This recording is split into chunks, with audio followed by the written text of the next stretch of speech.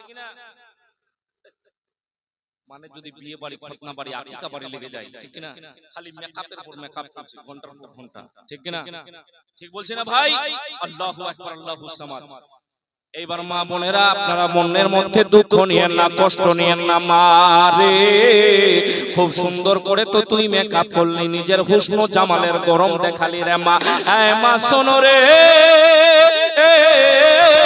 পর পুরুষকে নিজের হুসন জামাল দেখালি মা রে, তোর হুসন জামাল পর পুরুষের জন্য জায়েজ না রে মা, তোর স্বামীর জন্য জায়েজ রয়েছে মা। তোর স্বামী যখন বাড়ি আসবে মা, তখন তোর স্বামীর জন্য মেকআপ করবি। তোর স্বামীর জন্য কি করবি? পাগলির বেড়ে কোথায় মেকআপ পাগলির মতো পড়ে আছে বাড়ি? ঠিক বলছি কি? বিরাদার নে মিল্লাত ইসলামিয়া, মারে তুই যদি অন্তরের মধ্যে নিয়ত করিস পারে আমার স্বামী বাইরে গেছে, স্বামী বাড়িতে আসবে, আসার পরে আমাকে দেখবে, আমি একটু মেকআপ করে নি, নিজেকে সৌন্দর্য করে নি, নিজেকে সাজিয়ে নি, স্বামী দেখার পরে খুশি হবে, এটা যদি নিয়ত করিস রে মা। আয় মা শোনো, তোমার স্বামী যখন বাড়ি আসবে মা, স্বামী তোমাকে দেখার পরে যদি খুশি হয়ে যায়, আল্লাহ রাব্বুল আলামিন তোমার নামাই আমলের মধ্যে বেপানা বেরাদার আল্লাহ সওয়াব নাজিল করবে মারে।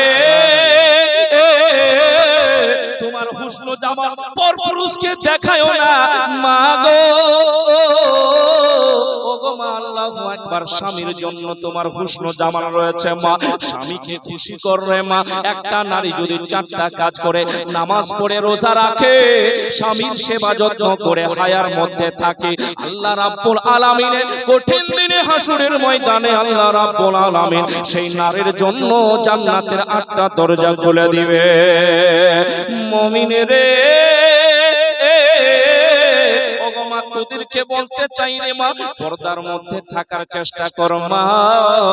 আজকের মাহলটা যদি দেখি রে ভাই, বেপর্দা হয়ে মানুষ চলে, রাস্তা ধরে যদি মানুষ চলে রে ভাই, আল্লাহু আকবার, আল্লাহুস সামাদ। কেউ শাড়ি পরিধান করে, কেউ নাইটি পরে, কেউ পাতলা পাতলা কাপড় পরে, কিনা जो हकीकत है वही बोल रहा हूं है ना ब्रदर। এমন পাতলা নেটে দেখতে পাচ্ছেন কিনা, এইখান থেকে বাংলাদেশের বড় দেখা যায়, ঠিক কিনা ব্রাদার? এরকম কাপড় পরছে ভাই রে, এরকম কাপড় পরা তাদের জন্য জায়েজ আছে ভাই? না না, পাতলা কাপড় পরে যদি নামাজ পড়ে, নামাজ হবে না। চুল যদি চমকাই ব্রাদার, চলে নামাজ যদি না হয়, তাহলে এই কাপড় পরে খতনা বাড়ি যাওয়া যাবে? যাবে? খতনা বাড়ি যাওয়া যাবে না।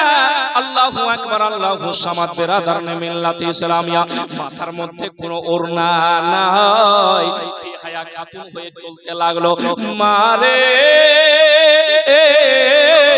পর্দা করে চল রে মা, পর্দা করে চল। তোদের মতো তো মা ছিল হযরত উম্মুল খায়র ফাতেমা, গৌসে পাকের আম্মা জান মা গো।